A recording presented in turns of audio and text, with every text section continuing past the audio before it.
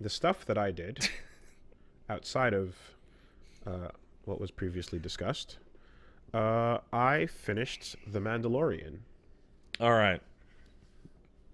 Bum, bum, bum. Good. Great. Great. And I think you should wait. What? Wait. Did something just jump out of your mind and just pull you back?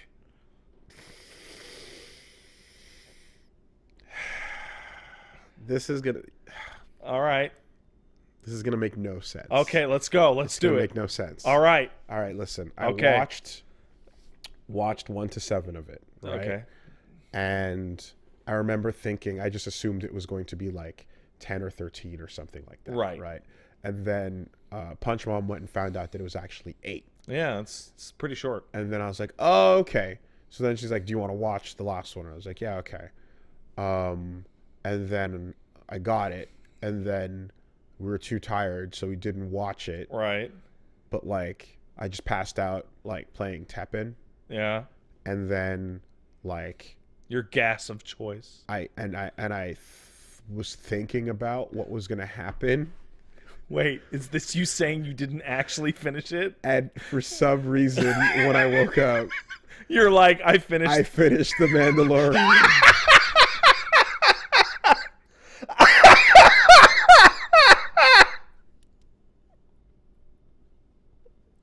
But I didn't actually finish it. I just watched up to the second to last episode, and my brain just said you're done because it gave me the right. You downloaded it. You acquired it. My brain gave me the end, and that was it. You're done now, So and people are talking about how it's over. The folder was closed, Right. And that was it. Yeah. What? Man, Sleepy Brain doesn't make sense. When has Sleepy Brain ever made sense? I woke up at 5:30 this morning. It doesn't fucking... Sleepy Brain doesn't care. I crushed my sleep schedule like never before.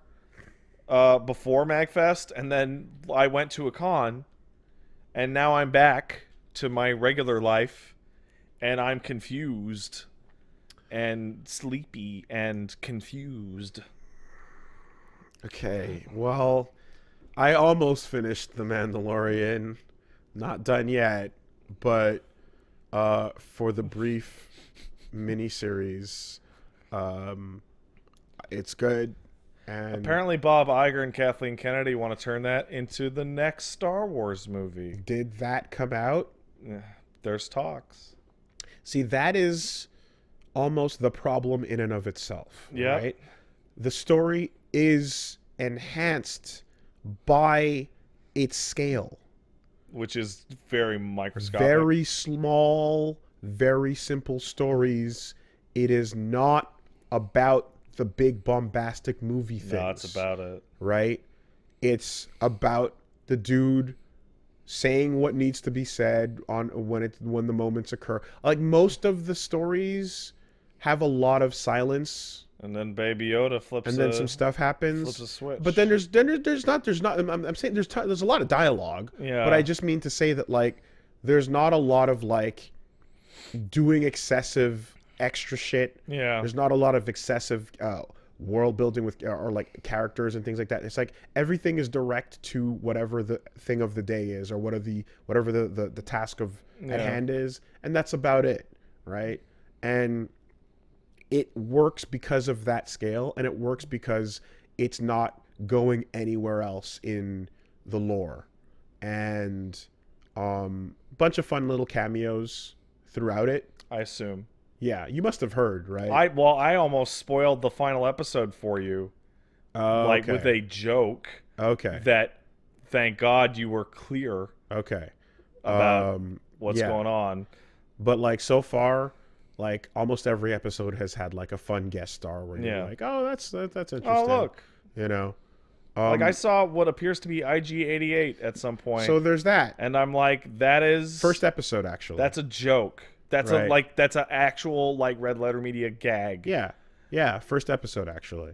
And then there's other little bits where you go, oh yeah, okay, there's a reference to like the Mandalorian Wars. Oh, cool. You know, oh, okay, yeah. Wait, seriously? In a discussion. You know, so there's like little, and it's just, but it's not. We're not going too hard. It's just a little thing. You know. I saw Eli talking about this. Do you know what the plan for the next batch of Star Wars movies actually is? I mean, there's a million discussions happening. It's apparently it's going to be the High Republic era, which is 600 years before the whatever. So they're freed from their own mistakes. And Mass Effect started out as kind of a off-brand Star Wars, and now Star Wars is becoming Mass Effect. High Republic is after the Old Republic? Yeah. Okay. Like, whoops. We made it all stupid. Okay. Let's just move it slightly far enough. I mean, they did pick a super fuck long time ago for KOTOR and Tor. So there is in-between space. You ever see the KOTOR comics? People post pages. The coolest thing about them is the technology sucks, and like lightsabers need like waist-mounted like battery packs and shit. Like it's old. But so much was so similar from in the games. Yeah. They made the games look like the modern shit. You want it to look like the movie, or like. What would the Dark Ages of, like, space travel laser world? Well, I mean, the concept makes no sense at all. Yeah, because it's stupid. Like, because Star Wars is stupid. There's like, for example, if there was like no small fast ships, everything had to be a big committed traveling space vessel. I don't know, whatever. Anyway, Mandalorian is a good watch and it's enjoyable. Good. And how adorable is that baby Yoda? Well, it's funny because when they finally did start putting out all the toys, what are you gonna call them? It's clearly not Baby Yoda. That's no good. And I forget the name of the stupid race that Baby Yoda's part of. We don't even. It doesn't even matter. It doesn't even have a name, if I remember right. I mean, as far as I don't know right now, but the child. But they're just calling it the child on the products. That sucks. Because the thing is the internet meme name and the name that people would type in to go buy the thing is not the official name, and it would send people potentially down the wrong thought process. Yeah, well, so internet named but the internet doesn't care about that. Who cares? But there's money on the line. So I'm sure if you go type that word in at any Disney.com search box, it'll just happen to pull up the child. But it is not officially known as Baby Yoda anywhere because that's not okay. Whatever. The point is simple, and simple is good, and simple works, and in many cases, like, it's what anyone who does like side stories, especially with a world like Star Wars where it's so massive, like Gendy realized this, right? Telling a small short story that focuses on the task at hand, excuse me, and you can infer the rest. Is the tightest ship you can run. Totally. Least room for error. And this is exactly what that does. I find it interesting that, like, I feel like video games almost got here first before movies for once. And I remember back in the aughts, people going, really don't need every game to save the Earth. Yeah. Not every JRPG in particular needs to be, because I remember Persona 4 came out and it's like your shitty boony town, and that's it, and one murderer, but then still the shitty boony town, Spider-Man 2 but like, just, it's okay. Did you see that article about Ludonarrative dissonance? Which one? There's a million shitzillion of them. From fucking Naughty Dog. No. What? Naughty Dog put out one? So it was something that came out where they're talking about how Drake is. Wait, is this a new article or the old one? Someone linked it to me as a new thing. Okay. So I thought Yeah, Drake kills like a shit zillion people. Yeah, and It's fucking nightmarish. and that has no effect on like his demeanor or character in any way. He'd be like a warped husk of a person. So like he has tasks that the story puts in front of him, but he also has video game quests to accomplish, which include shooting 100 people before getting to that door. Tomb Raider. Oh, Tomb Raider is the worst ever. Tomb Raider, you murder at least 500 people before you get off that island. When Tomb Raider came out, did we have the podcast when Tomb Raider came out? Probably. Because I remember talking to you guys about it, and it's like, Tomb Raider makes this massive, big fucking deal about killing the deer, right? And then the first human murder by Lara Croft, and it's like, it's in response to like a possible sexual assault, and it's very dramatic, and it's traumatic, and it's horrible.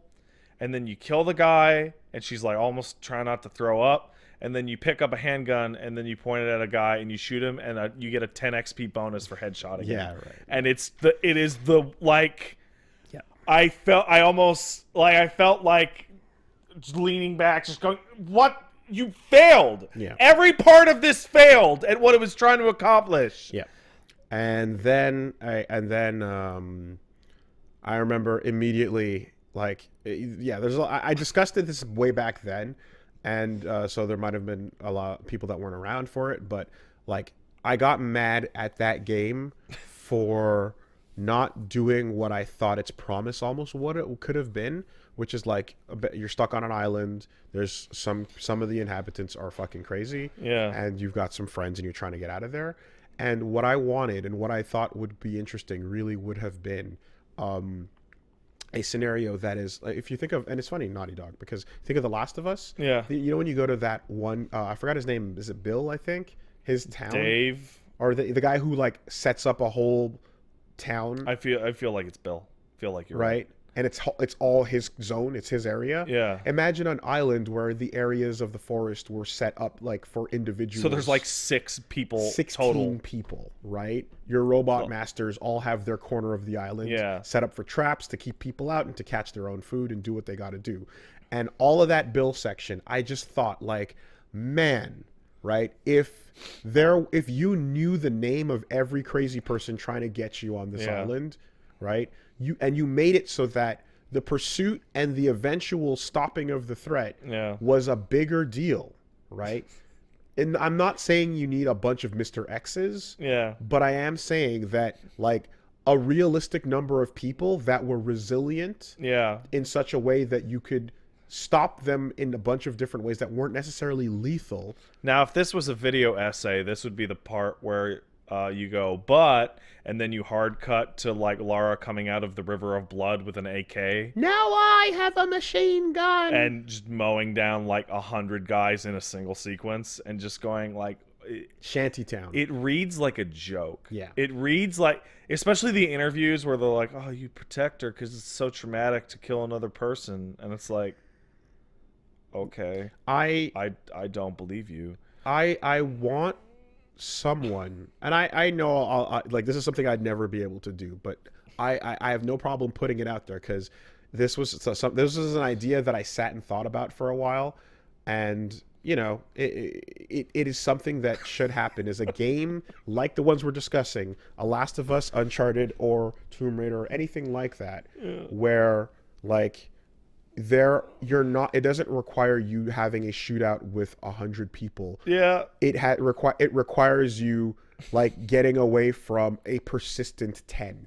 You know what this conversation always makes me it's gonna make me think about it for a long time, is that Death Stranding fucking pushes the needle so hard in the other direction of like, killing another person is the most impactful, fucked up thing that could ever happen to you in your entire life. You should probably not do it. Human life is sacred. It's a big deal.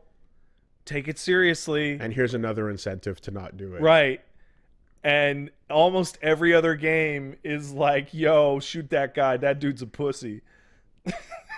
It's so ridiculous. Like the game has ragdoll tech in it for you to appreciate the dynamic body collapses, because there are so many body collapses that you would start to recognize the same one over and over again.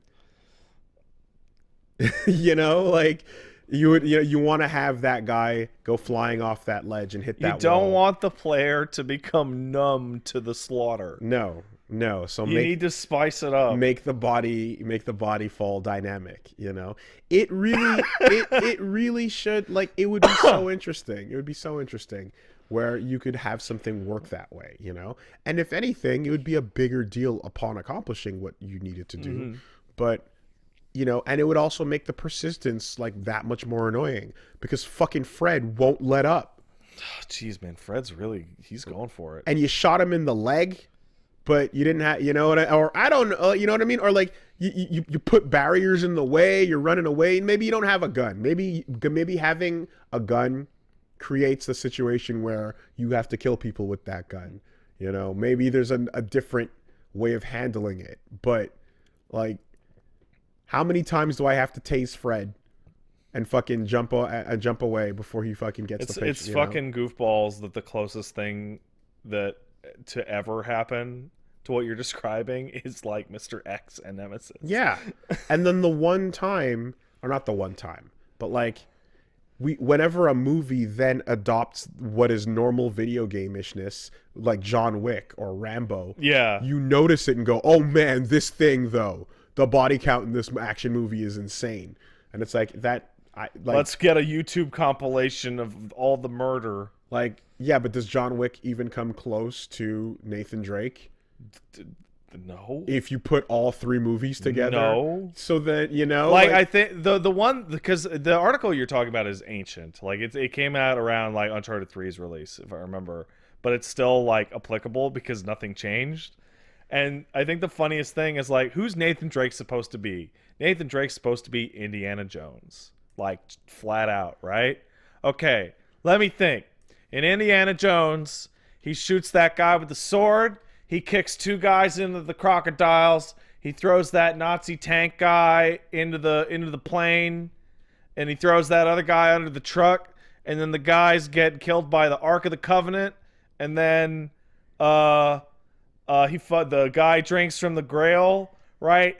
What's the body count on all three indie movies combined? Like 16, 20 tops? Yeah. Because if you showed him like picking up an M60 or rather an MC42 and just going down the line, you'd be like, oh my god, Indy's a fucking bloodthirsty monster. The article I'm discussing is The Last of Us director Bruce Stranley on Ludonarrative Dissonance, and it was published on January 7th. Oh, so it's brand new. This is Jesus. brand new. Wow. That's crazy. You can go read the discussion.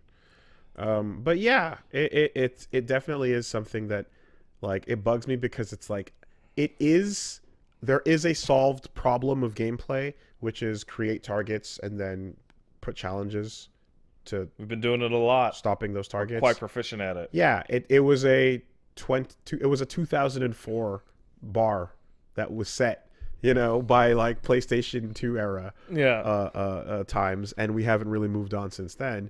And it would be like I said, like I would like a reimagining of that, you know. Death Stranding is really cool.